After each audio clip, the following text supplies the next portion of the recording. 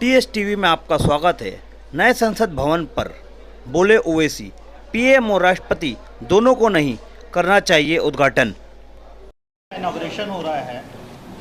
विपक्षी पार्टियां, कई सारी विपक्षी, करीब 19 विपक्षी पार्टियों ने आह्वान किया कि वो उनका कहना है कि इस इनॉग्रेशन में वो शामिल नहीं हुए क्योंकि प्रेसिडेंट इनॉग्रेट नहीं कर रही हैं।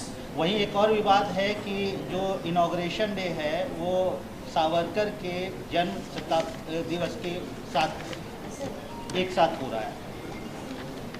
देखिए, आपके सवाल का जवाब मैं इस तरह दूंगा कि 2019 के जब लोकसभा के चुनाव हुए, इंतखाबात हुए, इलेक्शन के बाद लोकसभा में वज़ीर आज़म प्रधानमंत्री ने एक ऑल पार्टी मीटिंग बुलाई थी और उस ऑल पार्टी मीटिंग में जितने पॉलिटिकल पार्टीज़ लोकसभा राज्यसभा में उन सबको दावत दी गई थी। उस ऑल पार्टी मीटिंग में ये एजेंडा था कि one nation one election, what more needs to be done to strengthen the democracy of India, हमारी लोकतंत्र को मजबूत करने के लिए और क्या करना चाहिए। और एक तीसरा पॉइंट था, मुझे याद नहीं आ रहा।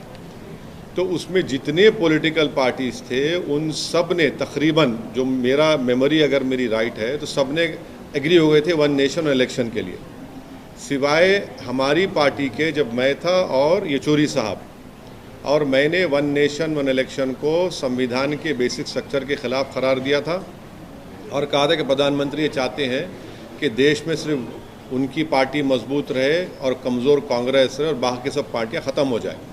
तो काफ़ी प्रधानमंत्री मेरे उस बोलने पर उनका चेहरा बता रहा था, वो बड़े नाराज़ हो गए थे। उसके बाद मैंने इस बात को कहा था कि आप एक नई लोकसभा बनाइए, इसलिए कि जो मौजूदा लोकसभा है वो अगर पार्लियामेंट में अगर किसी बिल पर डिबेट हो रही है या प्रेसिडेंट मोशन पर डिबेट होती है, नो कॉन्फिडेंस होता है, तो बिल्कुल ऐसा लगता है कि आप मैंने एक चौको ब्लॉक यानी बहुत ही इनकन्वीनियंस हुआ था उसमें, और उसमें सहूलतें भी नहीं है। तो खैर प्रधानमंत्री जो अपना जवाब दिया वो बड़े नाराज़ हुए मेरे उस बोलने पर कि ओवैसी ने वन नेशन इलेक्शन के ख़िलाफ़ उसने कहा, और उन्होंने मिसालें दी। उड़ीसा में पटनायक साहब जीते विधानसभा और हम लोकसभा जीते, जगन दोनों जीत गए। फिर बाद में प्रधानमंत्री ने कहा कि हाँ हम सोचेंगे, वो रिकॉर्ड्स, वो मिनट्स होंगे लोकसभा में गवर्नमेंट के पास, वो आप देख सकते हैं अगर वो दिए तो। उन्होंने कहा कि हाँ मैं देखता हूँ कि नई पार्लियामेंट बनाना नहीं बनाना। तो पहली पॉइंट तो ये है कि नई पार्लियामेंट की ज़रूरत है, इससे कोई इनकार नहीं कर सकता। दूसरा ये कि जब मीरा कुमारी साहिबा लोकसभा के स्पीकर थी तो उन्होंने एक प्रपोज़ल मूव किया था कि नई लोकसभा बनना चाहिए। उसके बाद उन पर यूपीए में कुछ कॉन्फ्लिक्ट हुआ, वो प्रपोज़ल ड्रॉप हो गया। तीसरी बात यह है कि मौजूदा जो पार्लियामेंट की बिल्डिंग है उसको फायर सर्विसेज से क्लियरेंस नहीं है, उसमें कोई क्लियरेंस नहीं है। अगर आग लग गई तो उसका क्लियरेंस नहीं है। आप लोग मीडिया के लोग तो सिर्फ सेंट्रल हॉल में कभी आते थे, वो भी मोदी साहब ने सेंट्रल हॉल में आपका आना भी बंद कर दिया। मगर अगर आप ऊपर जाएंगे तो मुझे अच्छी तरह याद है कि 2012 या 13 में लेट मुलायम सिंह यादव साहब जब अपनी पार्टी के ऑफिस में खाना खा रहे थे तो एक बिल्डिंग का एक हिस्सा उनके आके उनके टेबल बाजू गिरा। तो ये नई लोकसभा की ज़रूरत है, इसमें कोई डिनाई नहीं कर सकता। अब हमारा जो पार्टी का ऑब्जेक्शन है वो ये है कि लोकसभा में ये theory of separation of powers Bharat के संविधान के बेसिक स्ट्रक्चर का हिस्सा है, और theory of separation of powers में एग्जीक्यूटिव इंडिपेंडेंट रहेगा, लेजिस्लेचर इंडिपेंडेंट रहेगा, जुडिशरी इंडिपेंडेंट रहेगी।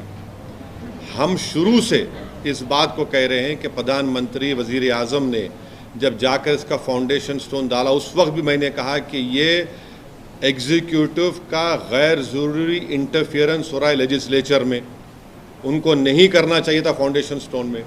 जब नेशनल एम्बलम का इनॉग्रेशन हुआ उस वक्त भी वज़ीर आज़म और प्रधानमंत्री मोदी पहुंच गए, स्पीकर साहब पीछे खड़े हैं। उस वक्त भी मैंने ऑन रिकॉर्ड कहा था गलत हो रहा है। आज भी मैं कह रहा हूं कि इसका इनॉग्रेशन प्रधानमंत्री को नहीं करना चाहिए, क्योंकि ये theory of separation of powers का वायलेशन है। लेजिस्लेचर इंडिपेंडेंट है, पार्लियामेंट इंडिपेंडेंट है एग्जीक्यूटिव से, जो प्रधानमंत्री है, पार्लियामेंट इंडिपेंडेंट है जुडिशरी से, जो सीजीआई हेड करते हैं उसको। तो इसीलिए हम इसका अपोज कर रहे हैं कि प्रधानमंत्री को, वजीर आजम मोदी को इस नई पार्लियामेंट की बिल्डिंग का इनॉग्रेशन नहीं करना चाहिए, क्योंकि ये theory of separation of powers का ग्रॉस वायलेशन है। ये स्पीकर के डोमेन में, लेजिस्लेचर के डोमेन में एग्जीक्यूटिव इंटरफियर हो रहा है। दूसरी बात यह है कि ये जो अपोजिशन पार्टीज के लोग हमसे कोई कांटेक्ट नहीं किए, हमारी पार्टी से, अब क्यों नहीं किए वो उनसे पूछ लीजिए, क्योंकि उनकी नज़र में हम अछूत हैं, अनटचेबल हैं हम। मगर वो लोग जो बोल रहे हैं कि प्रेसिडेंट को करना चाहिए, वो भी गलत है। वो गलत है, इसलिए गलत है क्योंकि आर्टिकल 53(1) पढ़िए आप लोग। आर्टिकल 53(1) ये कहता, the executive power of a union shall be vested in the president and shall be exercised directly or through officers subordinate to him in accordance with this constitution। Article 53(1) तो वो तो president भी तो executive का हिस्सा है, पढ़ते नहीं है ये लोग। इसीलिए हम कह रहे हैं कि स्पीकर कस्टोडियन है लोकसभा का, और स्पीकर को करना चाहिए। हम देश के वजीर आजम से, प्रधानमंत्री से ये डिमांड करते हैं कि आप पीछे हट जाइए। आपका तो नाम आ जाएगा फाउंडेशन स्टोन में, इनॉग्रेशन स्पीकर ओम बिरला साहब करने दीजिए, और पूरी देश को मैसेज दीजिए कि आप theory of separation of powers को मानते हैं, आप संविधान को मानते हैं, और बेसिक स्ट्रक्चर को आप मानते हैं। ये हमारा ये कहना है इस पर। और सुनिए, क्योंकि प्रधानमंत्री अगर राजी हो जाते हैं कि स्पीकर ओम बिरला इस कांग्रेस इनॉग्रेट करेंगे, तो एमआईएम पार्टी उसमें, उस फंक्शन में जाएगी। अगर प्रधानमंत्री हमारी बात को नहीं जाएगी, तो हमारा मानना यह है कि प्रधानमंत्री एग्जीक्यूटिव के तौर पर वो theory of separation of powers को कमज़ोर करना चाहते हैं, वो लेजिस्लेचर के डोमेन में हावी होना चाहते हैं, और ये हमारे बेसिक कॉन्स्टिट्यूशन के, संविधान के बेसिक स्ट्रक्चर का हिस्सा है। ये संविधान के लिए भी ठीक नहीं है, ये theory of separation of powers के लिए ठीक नहीं है, ये इंडिपेंडेंस ऑफ लेजिस्लेचर के लिए ठीक नहीं है। अगर प्रधानमंत्री, वजीर आजम बजिद है कि मैं ही करूँगा इसका, तो फिर हम इस फंक्शन में शिरकत नहीं करेंगे। सावरकर के जन्मतिथि पे कर रहे हैं, अगर ओम बिरला करते हैं तभी भी जाएंगे सावरकर? अब पहले तो आप पूछ लीजिए प्रधानमंत्री से कि वो असदुद्दीन ओवैसी की इस बात को मानेंगे या नहीं मानेंगे।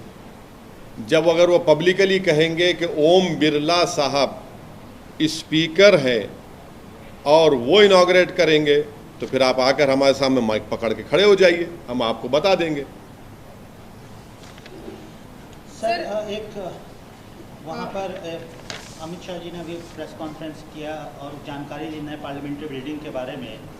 वहाँ पर एक हिस्टोरिक सेनेगल, ये तमिल का शब्द है, एक राजदंड जैसा है, उसको स्थापित किया जाएगा इस पार्लियामेंट बिल्डिंग। क्या किया जाएगा?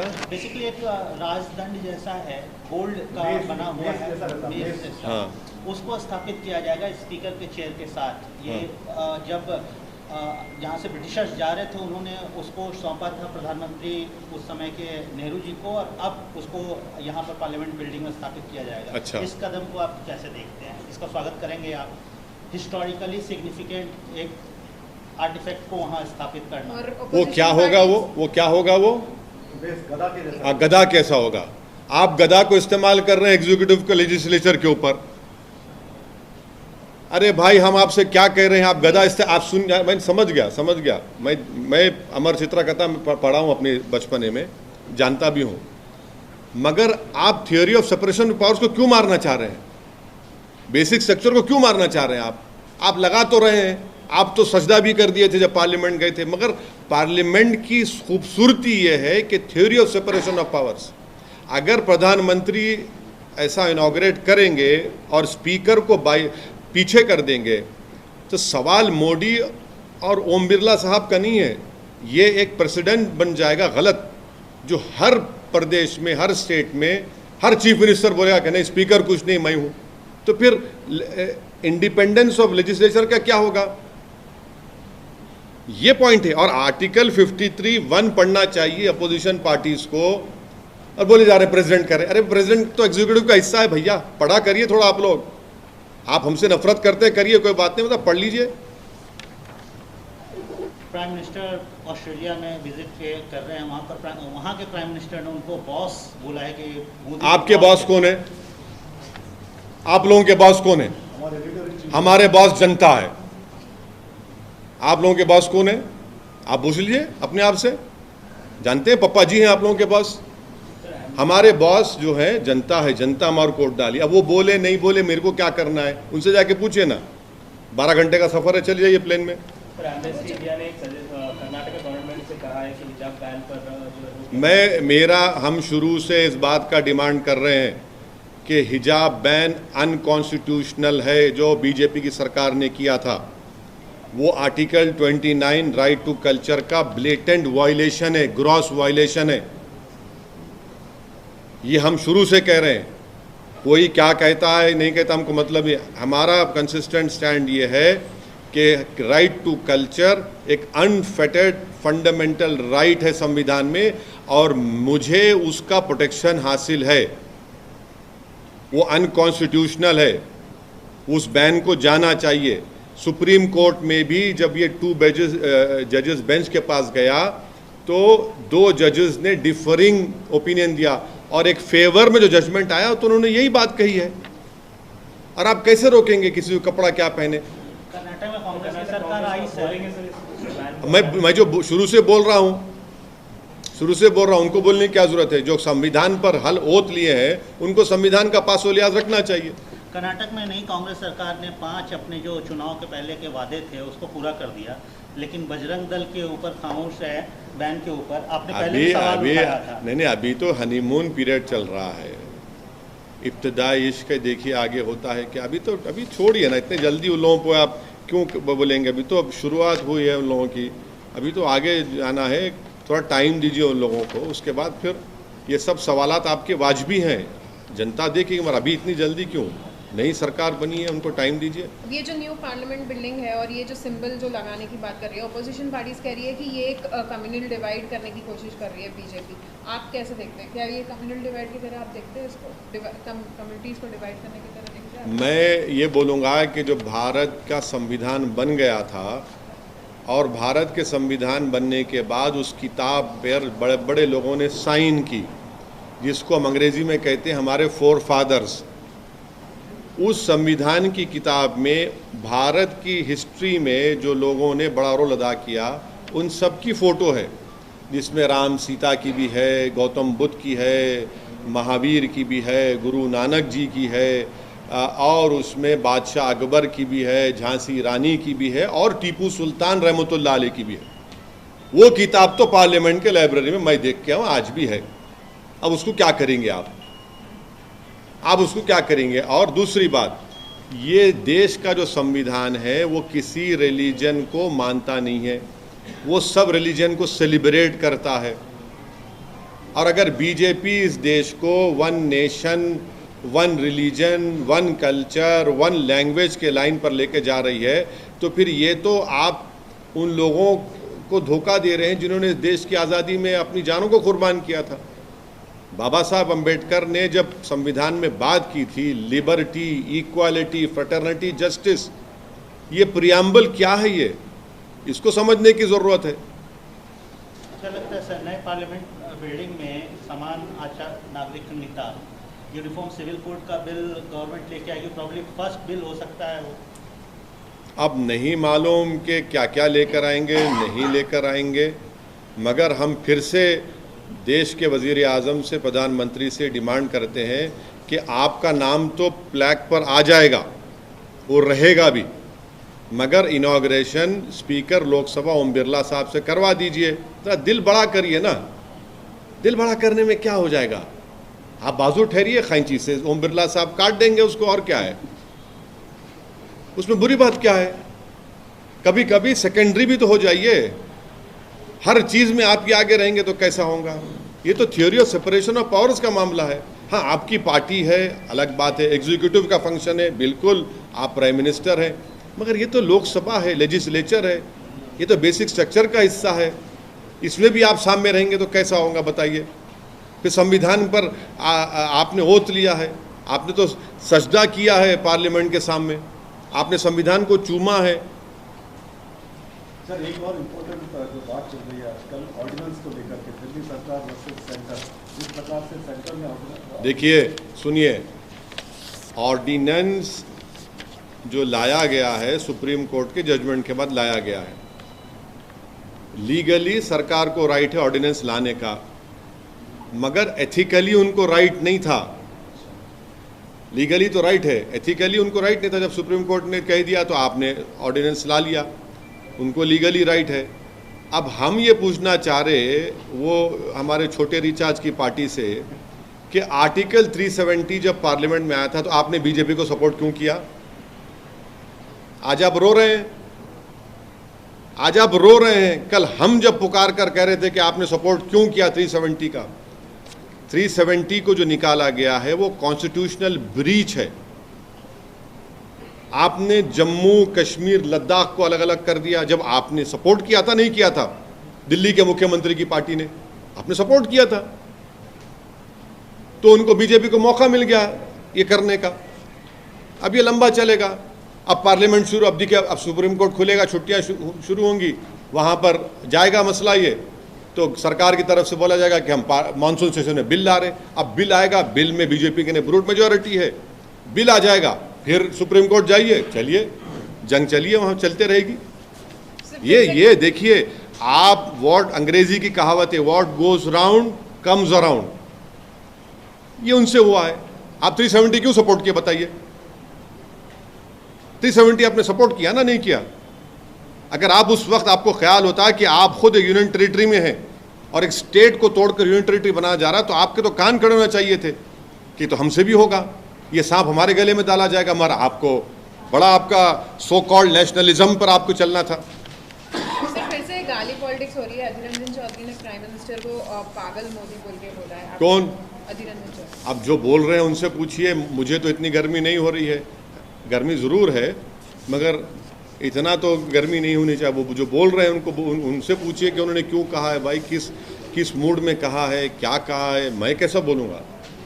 मैं तो ये कह रहा हूँ कि प्रधानमंत्री दिल बड़ा करके स्पीकर लोकसभा से कह दें कि आप इसका इनॉग्रेट कर दीजिए, ख़त्म होगी बात। सर, कभी ना कभी आप भी अब ये नए पार्लियामेंट में जाएंगे। हाँ, जाएंगे, बराबर जाएंगे। मैं अरे उस ऑल पार्टी मीटिंग में तो मैंने ही कहा था, मैं सुनिए, मैंने ही कहा था कि नई बिल्डिंग बनाइए। और उस मीरा कुमारी ने प्रपोजल भी उस वक्त यूपीए ने किया था, बाद में ड्रॉप हो गया वो। बिल्कुल मैं कह रहा हूँ नई पार्लियामेंट की बिल्डिंग की ज़रूरत है। आप लोग अंदर देखते नहीं हैं हम लोग कैसा बैठते हैं, कितनी मुश्किल होती है जब पूरे, अगर 450 500 छोड़िए, अगर 450 मेंबर बैठे, कितना मुश्किल होता है जाना निकलने के लिए। तो नए पार्लियामेंट में गए सर, आप देखे कैसी बिल्डिंग है? नहीं, ये ना थी हमारी किस्मत, नहीं कि प्रधानमंत्री चले गए, वो खुद देखे हैं, फाउंडेशन स्टोन से लेके, एम्बलम से लेके, नई बिल्डिंग में जाकर आपने दबा दबा कर फोटोआं ली, आपने पूरा एक आधा घंटे का प्रोग्राम कर दिया आपने। तो हमारे को भी लिख जाते, तो अब तो जाना तो पड़ेगा। क्या कोई पुरानी मेमोरी सर, पुराने पार्लियामेंट बिल्डिंग की? क्या ये देखिए ये राजनीति में मेमोरीज काम नहीं करते। ये सब उस वक्त जवानी में जो आप होते हैं तो अच्छा लगता है। ये राजनीति में आप हैं, आपको काम करने के लिए जा रहे हैं, आप मेमोरीज के लिए नहीं जाते। आपके ऊपर एक बहुत बड़ी जिम्मेदारी होती है कि आप उस रिस्पॉन्सिबिलिटी को डिस्चार्ज करें जो जनता ने आप पर दी है। ये मैं देख मेमोरी, क्या मेमोरी, काम करना है यार। पब्लिक धूप में खड़े के वोट डालती है, गरीब लोग वोट डालते हैं, उनके लिए काम करेंगे। पर्सनल कहाँ जाता है इसमें, कहाँ पर्सनल मेमोरीज हैं? मेरे से 56 लोग आकर गए और आकर चले जाएंगे, मगर मुझे अवाम ने मुंतखब किया है, मेरा काम है काम करना। आप में मेमोरीज करना है, भाई मेमोरीज से सवाल नहीं है। सवाल ये है कि आप वहाँ जाकर सरकार को झिझोड़ें, बोले, खुलकर बोले, उनकी गलतियों को दोहराएं। और आप वहाँ पर फ्लोर ऑफ द पार्लियामेंट में जा रहे हैं, बाहर बोल रहे हैं बीजेपी को हटाओ, और यूएपी का कानून आ रहा, कांग्रेस बीजेपी मिलकर पास करा रहे हैं। 370 का कानून आ रहा, आप बीजेपी को सपोर्ट कर रहे हैं। दिल्ली हाई कोर्ट ने कहा कि फॉरेन फंडिंग गलत है, एक्शन लो कांग्रेस बीजेपी पे, रेट्रोस्पेक्टिव लॉ ला रहे, तो कांग्रेस बीजेपी मिलके कानून बना रहे। यकीनन वो एक पुरानी बिल्डिंग है, तारीखी बिल्डिंग है। उस बिल्डिंग की सबसे बड़ी खुसूसियत और अहमियत हमेशा रहेगी कि उसमें संविधान को बनाया गया था, उसमें भारत के आइन को, कॉन्स्टिट्यूशन को बनाया गया था। उसमें बाबा साहब अम्बेडकर ने नहीं मालूम कितने हज़ारों घंटे बैठकर उस डॉक्यूमेंट को लिखा, उसमें अपना खून पसीना उसमें बहाया उसमें। तो यकीनन उस बिल्डिंग की तारीख़ी अहमियत, खुसूसियत बराबर रहेगी। जितने उसमें एमपीज़ रहे वो बड़े उनके यादगार लम्हात होंगे। बट ठीक है भाई, ये तो ये तो ऐसा है ना कि 5 साल के लिए फिर आप आवाम में जाते हैं, आवाम आपको मुंतखब करी, फिर आप जाते हैं। बिल्डिंग कुछ हो, बिल्डिंग को देखकर काम नहीं करना चाहिए, जिम्मेदारी को देखकर काम करने की बहुत बड़ी ज़रूरत है। 2000 No, I am of the opinion that what the opposition parties, the so-called opposition parties, the so-called secular parties, who in their view I am an untouchable, political untouchable, they are saying president, but they forget, they are talking about Article 79. I am talking about Article 53(1), which says the executive power of a union shall be vested in the president and shall be exercised directly or through officers subordinate to him in accordance with this constitution. So president is part of executive. That is why I have been saying that it is the speaker of the Lok Sabha who is the custodian of the parliament, and the theory of separation of powers clearly tells us that legislature is independent of executive and judiciary, and in the theory of separation of powers is part of the basic structure of our constitution. The Prime Minister should not enter into the domain of legislature. The judiciary cannot enter into domain of legislature, and vice versa, legislature cannot enter into domain of executive or the judiciary. That is part of the basic structure of the constitution. So I still hope that the Prime Minister of this country would show his large-heartedness, will show his love for the constitution.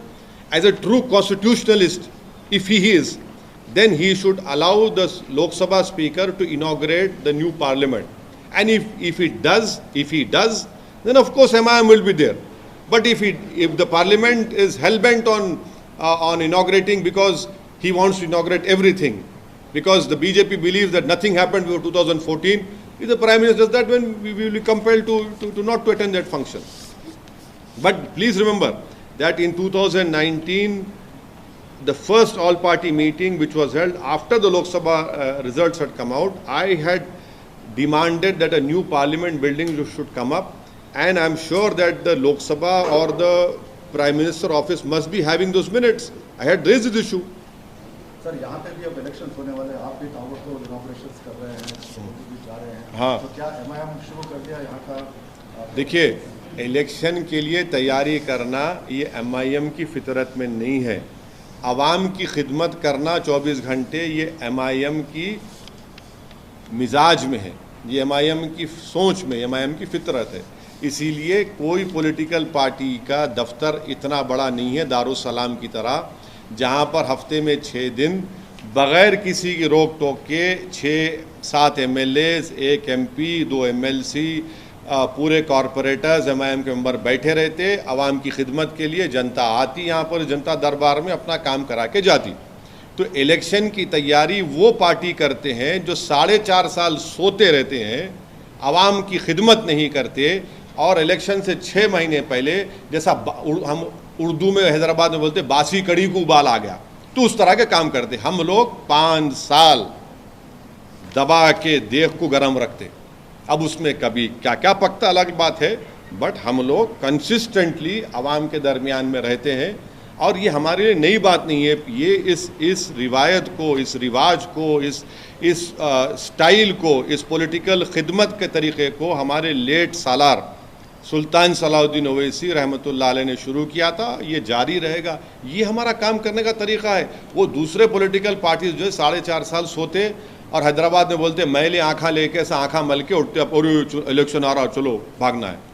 तो ऐसा नहीं होता। हम लोग consistently काम करते, आवाम में रहते TSTV और ये आवाम में देखती आपका हैदराबाद स्वागत की, है। इसीलिए हमको वोट नए डालती, संसद कामयाब भवन करती। पर अब बोले मजलिस के जो ओवैसी, मुखालिफिन है PM वो और क्या ही इल्जाम राष्ट्रपति लगाते, हमको दोनों फिक्र को नहीं नहीं है, हम अपना करना काम चाहिए करते। उद्घाटन। बोलते ना, our work is our identity, ये MIM का असल काम करने का तरीका है। कितनी सीटों पे कोई अभी तो वो बात आपको चुनाव का जब इलेक्शन कमीशन आएगा अपना डेट्स बोलेंगे, अक्टूबर नवंबर में होंगे, शायद जब भी होंगे, देखेंगे जब बोलेंगे आप।